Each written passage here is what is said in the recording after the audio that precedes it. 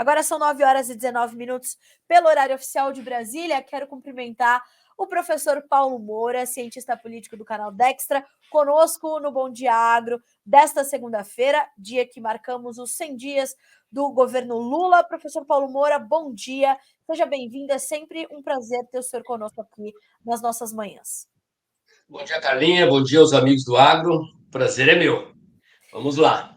Professor, é uma tradição, né, desses balanços de 100 dias de governo, né? Primeiro, queria que o senhor contextualizasse para a nossa audiência por que são importantes esses balanços e o que eles nos sinalizam, principalmente com uma troca de rumo tão forte como aconteceu com o Brasil depois das últimas eleições. Bom, Carlinha, esses 100 primeiros dias podem parecer uma data formal, né, para dar assunto para a imprensa, mas não são. De fato, eles são um período, eles compõem um período de 100 dias que permite ao governo mostrar a que veio, mostrar sua cara e tentar ampliar a base de apoio na sociedade. Da natureza da gestão do poder, quem sai de uma eleição, tentar ampliar a área de consenso para implementar um projeto de governo e um projeto de poder. Então, sob esse aspecto, a impressão que eu tenho, olhando para o que o governo Lula fez ao longo desses dias, ao contrário do que a imprensa tem dito, né? A imprensa tem cobrado a falta de marca deste governo. Eu acho que o governo tem uma marca. O que está acontecendo é que essa marca desagrada setores do mercado financeiro e da imprensa que fizeram um L esperando outro Lula, apesar do Lula ter dito que faria exatamente o que está fazendo. Exato. Então, o Lula está fazendo um governo bem à esquerda, focado em vez de ampliar a sua base, fortalecer a sua base da esquerda. A impressão que passa é de que, para o Lula e para o PT, esses 6 anos que separam o impeachment da Dilma e, e a chegada de Lula à presidência da República pelo terceiro mandato, é como se esses 6 anos não tivessem acontecido, como se não tivesse acontecido nada ali. É como se eles trabalham, digamos assim, falando em termos de psicologia política, né? Estou inaugurando uma disciplina nova da ciência política, como se o governo Lula atual fosse uma continuação do segundo mandato interrompido da Dilma. Então, eles estão retomando políticas sociais fracassadas no passado, né? Estão recauchutando e reimplementando. Nesse terreno não há nada de novo. E, do ponto de vista da política econômica, o que há é essa combinação entre o arcabouço fiscal e a reforma tributária. E o arcabouço fiscal está encontrando extrema dificuldade para avançar no Congresso e nem foi apresentado ainda, Carlinhos.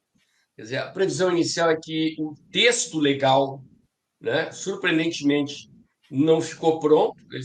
Eles apresentaram esboços ao longo de muito tempo para a imprensa e para os políticos. Aí apresentaram um documento aos políticos agora no início de abril, mas era um documento político, não era o texto legal do arcabouço. E as informações de hoje da imprensa são de que esse texto legal ainda está sofrendo alterações. Aparentemente vão apresentar as pressas hoje, embora já tinham anunciado que talvez fosse dia 15. E o que a gente tem constatado, do ponto de vista dos analistas de mercado, é um descrédito na eficiência e na eficácia do tal arcabouço fiscal, que depende de aumento de receitas e, consequentemente, de aumento da carga tributária, embora Haddad negue, e o Congresso avisando. Nesse final de semana, Ciro Nogueira, presidente do PP, partido do presidente da Câmara dos Deputados, que não está indo à China com Lula, a pretexto de recuperar de uma cirurgia feita agora no feriado da Páscoa, avisou que, como está, o arcabouço não passa. Então, as marcas do governo são essas, quer dizer, a tentativa de desfazer os avanços pelos quais o Brasil passou nos últimos 6 anos, né? 2 anos de mandato do Temer e os 4 anos de mandato do presidente Bolsonaro, de recauchutar projetos fracassados antigos dos governos petistas em termos de políticas sociais e de tentar um pacote econômico que dificilmente será aprovado no Congresso. É interessante observar que o arcabouço fiscal é um projeto de lei simples, precisa de 247 deputados, 41 senadores. E as informações que circulam na imprensa é que nem para aprovar isso o Lula tem base, passados 100 dias de mandato, aquilo que eu dizia, o governo tem que tentar ampliar sua base na sociedade e no parlamento, compor a coalizão de governo, e o governo está isolado na esquerda, isolado na bancada de esquerda, nem os partidos que estão dentro do governo entregam os votos, os partidos do Centrão, né, que tem ministérios e cargos no governo, entregam votos suficientes para o Lula compor maioria. Então, eu abriria dessa maneira. Né? O governo tem marca, sim, é uma marca bem à esquerda. Quem não acreditava que o Lula fosse entrar com esta marca é quem está desiludido. Né? Nós, nas análises que eu faço aqui no Tempo e Dinheiro, o programa do João, Sim. todas as tardes, o que eu faço no meu canal, eu sempre disse, né? Quando o Lula começou a ser perguntado quem seria o seu ministro da Economia e qual seria a sua política econômica, e ele se negava a responder, eu disse, bom, vale o que ele disse na fase inicial da campanha. E é o que ele está implementando. Um governo bem à esquerda, sem preocupação em compor base social mais ampla, em compor base parlamentar mais ampla, até porque, para isso, ele teria que abrir mão do seu projeto de esquerda, coisa que ele não quer fazer. Bom, professor, eu queria então dividir essa nossa conversa em dois, assim, não sei se o senhor concorda, mas acho que a gente pode entender, portanto, essa questão política e essa questão econômica, que naturalmente elas estão juntas, mas para nós entendermos esses dois contextos. Eu queria entender esse isolamento político do PT ou do governo de Lula nesse momento. Como é que o senhor avalia isso e por que o senhor entende que há esse isolamento? Porque essa base, né, não foi construída, ou não pôde ser construída, e mais muros do que pontes se levantaram nesses 100 dias. Eu tenho uma hipótese dupla aqui, digamos. Uma, vou voltar à questão da psicologia política ou da psiquiatria política, né? Que é a questão da pessoa do Lula. Quer dizer, o Lula é um cara que ele é filho de retirantes, família cujo pai abandonou os filhos, a mãe migrou para São Paulo trazendo os filhos, e ele sai dessa condição de extrema pobreza ao auge da glória. Quer dizer, um governante que frequentou os principais palácios do poder no mundo, sempre foi e continua sendo incensado pela imprensa internacional, apesar de ter passagens pela polícia, né, e os escândalos de corrupção nos quais foi envolvido. É defendido até pelo Papa como alguém que teria sido preso sem provas, apesar da abundância de provas. E desta condição de quem estava no auge do poder, Lula foi à prisão, foi ao calabouço, passou mais de 500 dias preso. E a condição do isolamento, quer dizer, eu conversei com advogados criminalistas já faz tempo, na época em que o Lula foi solto, para tentar entender que Lula era esse que saía da cadeia, e todos são unânimes em dizer que ninguém passa na cadeia, ainda que seja pouco tempo, e sai a mesma pessoa. Então, o Lula, conforme ele revelou, inclusive em declarações alguns dias atrás, dizendo: eu estou aqui para me vingar dessa gente, né? Sim. As coisas só ficarão bem quando eu ferrar o Moro. Ele não usou esse termo, mas vamos preservar aqui o canal, evitando o palavrão, né? Ele é um indivíduo rancoroso, ele é um indivíduo movido pelo ódio, pelo desejo de vingança. Consequentemente, esse sentimento, né, ele é fundamental para a gente entender como o Lula toma decisões, como ele faz escolhas. Quer dizer, não são escolhas racionais de um indivíduo que pretende implementar um determinado projeto de governo que precisa de sustentação social e que, consequentemente, precisa considerar não apenas o seu partido, mas a sociedade. Considerando também que a sociedade mudou nesses 6 anos. A sociedade brasileira veio mais para a direita. E o Lula, ao contrário, está levando o seu governo, ou mantendo o seu governo confinado mais à esquerda. Portanto, em contradição com a sociedade, em contradição, inclusive, com o Centrão. Porque o Exato. Centrão, o Congresso, ele é uma caixa de ressonância da sociedade, ele sente a pressão da sociedade e de um aglomerado de políticos fisiológicos, o Centrão, depois desses 6 anos, e principalmente depois dos 4 anos do governo Bolsonaro, ele se revelou um Centrão mais à direita, mais liberal, não diria conservador, mas mais liberal do que apenas um mero agrupamento fisiológico interessado em participar do governo. Até porque esse Centrão está controlado por um eleitorado mais à direita. Então, o Lula, primeira parte da resposta, do ponto de vista psicológico, ele está desprovido de condições de tomar decisões racionais visando a consolidação de um projeto de longo prazo de poder. Aliás, Zé Dirceu, numa entrevista à Rede TV, está de volta, aparentemente recuperado da cirurgia que fez no cérebro, acho que teve um AVC, disse que o PT precisa de um projeto para 12 anos, para 3 mandatos, e precisa negociar com a sociedade, com o Congresso, o apoio a esse projeto. Não é o que o Lula está fazendo. Né?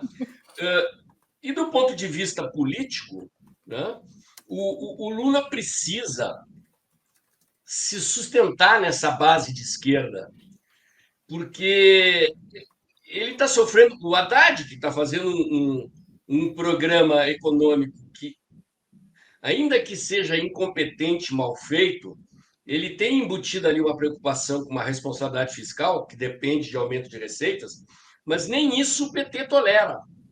Quer dizer, a principal oposição hoje ao arcabouço fiscal, ela vem até mais do PT do que do mercado e da sociedade e do Congresso. Sim. Então, o Lula, se ele faz esse movimento mais à direita, se ele se modera para agradar os editoriais do Estadão, do Globo e da Folha, para agradar segmentos do mercado financeiro, ele se queima com essa base mais à esquerda. Então, essas são as minhas respostas. Uma do ponto de vista psiquiátrico, né, da condição do Lula mesmo, como alguém que está doente da alma, né, um indivíduo movido por ódio e por vingança, e outra de um indivíduo que é prisioneiro dessa base de esquerda e que não tem latitude de movimento para tentar algo mais amplo capaz de dar sustentação, porque o Lula fez isso em 2003. Né? Assim que ele tomou posse no primeiro mandato, ele deu uma tática leninista, né? Dar um passo atrás para depois dar 2 passos à frente. O Palocci adotou uma política econômica mais ortodoxa do que a do Fernando Henrique Cardoso, já foi para a direita na economia, para consolidar a situação fiscal do governo e gradativamente foi indo para a esquerda à medida em que o Lula se reelegeu, elegeu e reelegeu a Dilma. E agora o Lula parece que quer continuar de onde a Dilma parou, sem reconhecer que a sociedade brasileira não é mais a mesma e que as circunstâncias e as condições da conjuntura econômica e política nacional e internacional não são mais as mesmas. É curiosíssimo, né, professor, a gente observar ali as pessoas, os cidadãos brasileiros que estão alinhados com esse pensamento do Lula e do PT, e desse ódio realmente, essa sede de vingança. É curiosíssimo a gente observar que realmente essas pessoas acharam que o Brasil parou no tempo nos últimos 4 anos e que todo o avanço que fizemos, ou todos os resultados positivos que são contabilizados do governo do ex-presidente Jair Bolsonaro são completamente desconsiderados, né? Então, o senhor já havia registrado um momento como esse na nossa política desde a nossa redemocratização, né? O senhor já havia registrado uns 100 dias de governo como esse que a gente está registrando hoje, olhando para o governo anterior, professor? Não, Carla, não.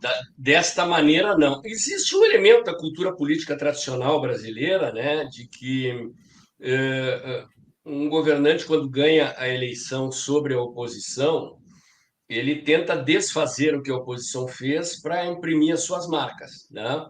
mas não dessa maneira. Vou pegar aqui o exemplo do marco do saneamento, né?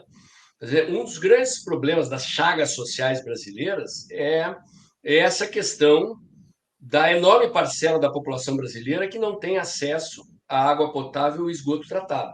Sim. E o marco do saneamento, o marco legal do saneamento, aprovado no Congresso pelo governo do presidente Bolsonaro, ia resolver essa questão. Com a privatização, as estatais seriam submetidas à concorrência junto com empresas privadas. Você vê que o governo não extinguiu as estatais, até porque são estatais municipais ou estaduais, não existe estatal federal de abastecimento de água, e teriam que cumprir metas de até 2033, portanto, daqui 10 anos, 90% da população brasileira tinha que ter acesso à água e esgoto tratado. Estamos falando aqui da camada mais pobre da população brasileira, porque quem não tem água e esgoto tratado são os pobres das periferias dos grandes centros urbanos e das regiões do interior do Brasil, dos rincões do interior do Brasil. Em 10 anos, esse problema estaria resolvido. E com isso estaria resolvido o problema de saúde pública, em grande parte. As pessoas que acorrem ao sistema de saúde pública no Brasil são pessoas com doenças, entre aspas, né? De pobres, ou seja, de gente que vive em condições insalubres, com esgoto correndo a céu aberto na frente das suas casas, nas comunidades do Brasil, nas favelas, ou que tem que se abastecer de água não tratada e, consequentemente, adoece. Então, você resolveria um problema social, um problema de saúde pública, um problema de orçamento do Ministério da Saúde, em benefício dos pobres. E o Lula, por decreto, né? Aliás, isso vai sofrer resistência no Congresso, ele já está sendo avisado disso, que não dá para mudar por decreto algo que o Congresso aprovou por lei. Ele simplesmente retrocedeu a uma condição em que as estatais passariam a poder oferecer os serviços de água e esgoto sem se submeter a licitações, competindo com a iniciativa privada, e não precisariam cumprir as metas de ampliação da rede. Sim. E mesmo que tivessem como, não há dinheiro nas prefeituras e no governo estaduais para fazer investimentos desta monta necessários para, em 10 anos, resolver o problema do saneamento, do abastecimento de água potável de 90% da população. A solução é o investimento privado, uma solução capitalista que resolve os problemas sociais. E o PT, por birra ideológica, por proteger as corporações do setor público, simplesmente quer zerar o marco legal. E já anunciaram que vão fazer o mesmo com o marco das ferrovias, por exemplo, que é de alto interesse do agro brasileiro. O marco das ferrovias é parte da revolução logística feita pelo ministro Tarcísio, pelo ministro Paulo Guedes, levar ferrovias novas, totalmente privadas, ligando as regiões do agro, do interior do Brasil, das regiões centro-oeste e sudeste, com os portos do norte e do nordeste. Já avisaram também, Márcio França, ministro, o correspondente ao ministro da Infraestrutura, né, o ministério desses novos que o Lula criou, são 37, já avisou que vai rever o marco das ferrovias. Então, é retrocesso, é afugentar investidores, é um contrassenso do ponto de vista da lógica, mas eles estão fortemente movidos, como eu disse, pelo desejo de vingança do Lula e pelo interesse de implementar uma agenda de esquerda que não dá certo e não deu certo em lugar nenhum onde foi tentado. Professor, como é que isso tudo vai se... essa fragilidade de base no governo, as comissões mistas sendo discutidas e essa questão... e tudo vai passar pela economia, né? Como é que o senhor vê quando isso efetivamente chegar ao Congresso Nacional, a questão do arcabouço, diante desse cenário político que o senhor me descreve, como é que essas duas coisas vão se chocar no Congresso? Como é que o senhor está vendo os desdobramentos dessa questão do arcabouço agora? E, claro, já vou puxar a questão também da reforma tributária, que era um outro ponto importantíssimo para a saúde econômica desse país. Como é que essas duas pautas, que são determinantes para que a gente continue seguindo em frente, vão se chocar com essa fragilidade, com esse isolamento político nesse momento do governo Lula, do PT? Como é que a gente vai entender o caminho que está previsto? Bom, Carla, felizmente, o que nós estamos vendo é que as medidas não passam, nem o arcabouço fiscal que é um projeto de lei simples. Quer dizer, se fosse colocado em votação hoje, não passaria. Então, há uma queda de braço entre o parlamento e o executivo, e há uma queda de braço acontecendo dentro do parlamento, né, do Arthur Lira com o Pacheco em torno do rito de tramitação das medidas provisórias, e o Congresso está parado em função desse rito, mas o que nos interessa aqui é essa queda de braço entre o executivo e o legislativo. E, em última análise, entre o PT e o Lula e o Centrão. Então, só sai um vencedor dessa queda de braço. E o conteúdo dessa queda de braço é fortemente coincidente com a agenda econômica. Certo. Então, para o Lula aprovar esta agenda econômica que ele quer, ele tem que vir para a direita. Quer dizer, o Congresso sempre altera as medidas do governo. E, no caso presente, as alterações que estão sendo sinalizadas são alterações em sentido oposto ao que o Lula quer. Tá? Por exemplo, no marco do saneamento, Arthur Lira falou: não pode alterar o marco do saneamento por decreto. Foi uma lei aprovada pelo Congresso, só pode ser aprovada por projeto de lei. E a intenção anunciada pelo Arthur Lira é de aperfeiçoar o marco do saneamento na direção liberal, na direção capitalista aprovada pelo governo do presidente Bolsonaro, e não na direção do retrocesso que o Lula quer. A mesma coisa nas palavras do Ciro Nogueira esse fim de semana, quando disse que, como está, o arcabouço fiscal não passa. O que se espera de alterações do Congresso ao arcabouço fiscal? Muito provavelmente medidas que vão focar na questão da despesa, na qual o PT não fala. O PT não quer saber de cortar despesa. Exato. O PT quer saber de aumentar a carga tributária para sustentar o aumento de gastos. Então, o Congresso deve fazer alterações no sentido oposto a que o governo quer. O resultado dessa queda de braço é ou Lula cede e aceita o que o Congresso pede, ou as medidas não passarão. E o Lula terá passado aí não apenas 100 dias, mas um ano inteiro sem avançar no seu processo. O problema do Lula é que, se ele cede e vem para a direita, ele se queima com a sua base da esquerda. Racha com o PSOL, com o PDT, com o PSB, com esses partidos que estão ali na base e que hoje compõem uma bancada de cerca de 140 deputados. Né? Os outros 100 dos 240 que supostamente o governo tem são deputados do Centrão, União Brasil, PSD, desses partidos que estão lá com cargo no Ministério, mas não entregam 100% da bancada. O União Brasil está rachando, fazendo água para todo lado. Né? Então, e do ponto de vista econômico, é que está a situação mais preocupante, porque nós estamos vivendo uma situação de desaquecimento da economia mundial, de desaquecimento da economia brasileira, inclusive com possibilidade de recessão. E o governo sinaliza com uma extorsão tributária dos segmentos produtivos mais importantes. Segundo cálculos da Confederação Nacional da Indústria, o aumento da carga tributária sobre o agro é de 875%. Segundo análise de deputados, de tributaristas, advogados tributaristas especializados, o aumento sobre o setor de serviços é 210%. E o setor de serviços presta serviços também para quem produz, para a indústria, para o agro. Consequentemente, se aumenta o setor de serviços, se cria um aumento em cadeia sobre outros setores. Né? O pobre também utiliza serviços de transporte, de água, de comunicação, de abastecimento de energia. Se aumentar 210% o preço de serviços e inúmeros outros serviços que estão na cadeia produtiva, você vai produzir aumento de preços, aumento de inflação, forçar o Banco Central a aumentar a taxa de juros para conter a inflação. Então, é um contrassenso, é a antilógica. Do ponto de vista político, o Lula, então, ele está embretado, porque se ele vai mais para a direita, ele perde a esquerda. Se ele fica na esquerda, ele não conquista a direita. E do ponto de vista econômico, é um contrassenso, porque você querer tirar mais dinheiro do bolso dos produtores de riqueza para abastecer um governo que quer gastar em projetos sociais que já fracassaram no passado, quer dizer, um desperdício de dinheiro público que não faz o menor sentido. Então, o que a gente antevê para frente é uma crise contratada logo adiante e um governo envolto em mais problemas políticos e econômicos do que este governo já está.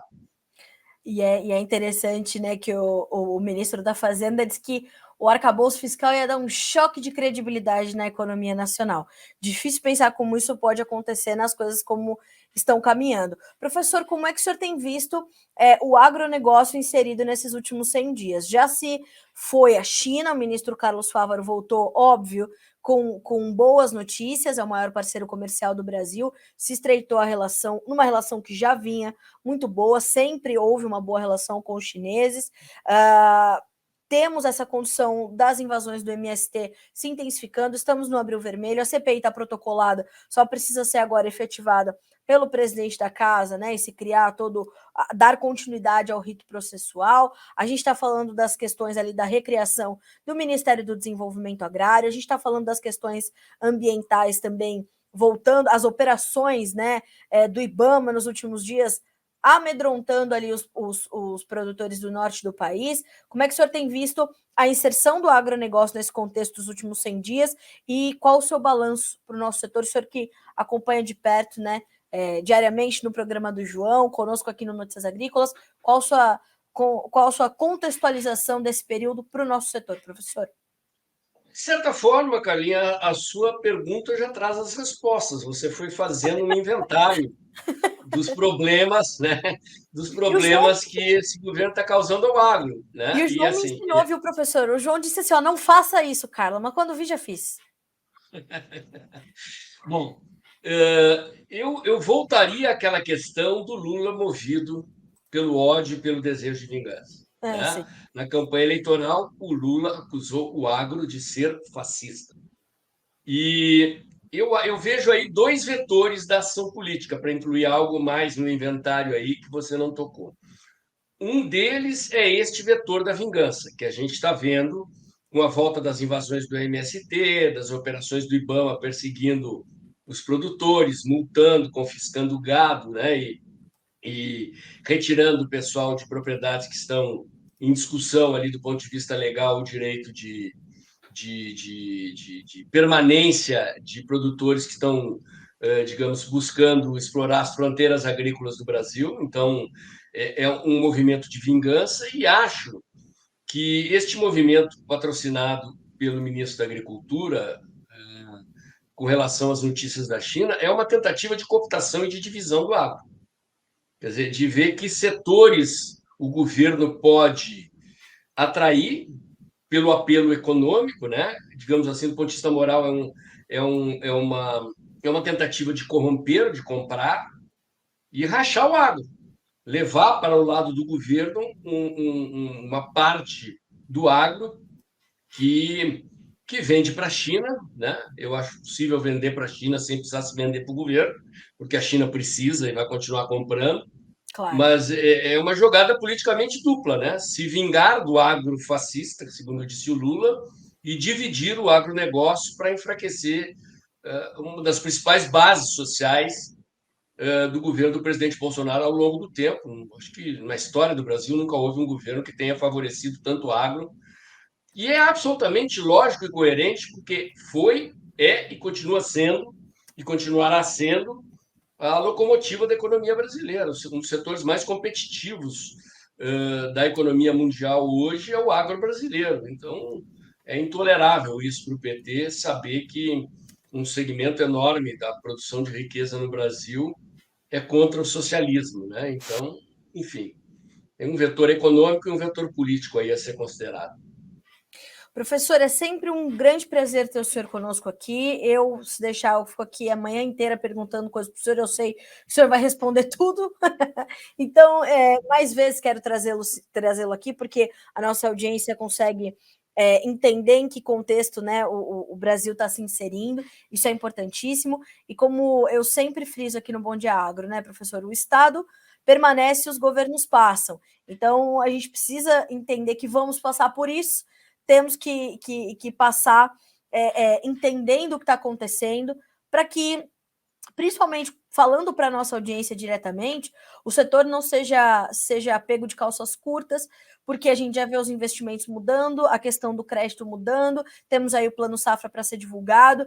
Então, entender os caminhos que o Brasil está trilhando e o papel que o governo tem desempenhado, e principalmente em como ele está inserido na esfera política total, é muito importante, né, professor? Com certeza, Carlinha. Eu estou à disposição, é sempre um prazer. Eu tenho aprendido muito nesses anos aqui, operando com o João, conhecendo a família Olive, conhecendo o trabalho do Notícias Agrícolas e, principalmente, conhecendo a realidade do agronegócio brasileiro, que eu sempre respeitei e admirei. Agora, respeito e admiro ainda mais e conheço cada dia um pouco mais, sempre que eu venho interagir com vocês aqui no Notícias Agrícolas, na programação editorial aí do Bom Dia Agro e do Tempo e Dinheiro lá com o João Batista. Muito obrigada, professor. Uma excelente semana para o senhor. Uma feliz Páscoa atrasada, mas ainda valendo, né? Que seja uma semana iluminada, produtiva. E nos falamos, professor. Muito obrigada. Um abraço. Obrigado, igualmente, Carlinha. Até a próxima. Até a próxima, professor. Bom, senhoras e senhores, professor Paulo Moura, como sempre, dando um show de informação, dando um show de análise, trazendo aquilo que você precisa saber para se programar, para se planejar, para traçar ali as suas estratégias comerciais, para traçar os seus investimentos. É importante você saber em que contexto político está inserido o Brasil, o que está acontecendo, o que o governo está planejando, o que o governo quais têm sido as prioridades e quais serão as prioridades do governo e o que traz de mais importante o professor Paulo Moura nesse momento. Esse isolamento político do PT, que é ali uma preocupação para os analistas políticos, mas claro que não é transparecida pelo próprio PT, pelo próprio governo, enfim, é natural, né? Você não vai expor aí suas fragilidades e as suas preocupações diante de um governo que está ali sob os milhares de olhos, enfim, a gente está monitorando. Do ponto de vista econômico, o contrassenso, que a gente vem tratando não na análise da Carla Mendes ou dos nossos jornalistas, mas dos especialistas que nós temos ouvido, é realmente uma preocupação, né? Porque em nenhum momento o arcabouço fiscal fala em corte de despesas, mas fala em aumento da arrecadação atrelada ali aos gastos, o que é uma preocupação. No dia da divulgação do arcabouço, nós fizemos uma entrevista com o economista-chefe do MB Associados, o Sérgio Vale, que trouxe esse ponto como um dos principais pontos de preocupação. Na sequência, os desdobramentos foram acontecendo e, como disse o professor, o que precisamos entender a partir de agora quando o texto do arcabouço fiscal, que como está, não vai passar no Congresso, segundo já colocaram ali os parlamentares. Então, assim, a gente precisa entender o que muda no Congresso e o que impacta na saúde econômica do Brasil. Como impacta na saúde econômica do Brasil. A gente está aqui acompanhando. Se você chegou agora, já essa entrevista do professor Paulo Moura estará disponível para você na íntegra, para você ouvir e reouvir, ver e rever, para entender esse balanço aí dos 100 dias, que, como pontuou também o professor na sua primeira colocação ali, é importante, né? Parece só algo meio simbólico para dar notícia para a mídia, mas não. Os 100 dias, como eu falei no começo da nossa edição dessa segunda-feira, ele é uma sinalização importante do que o governo tem de planos e tem de sequência aí para os seus próximos direcionamentos. A gente está acompanhando.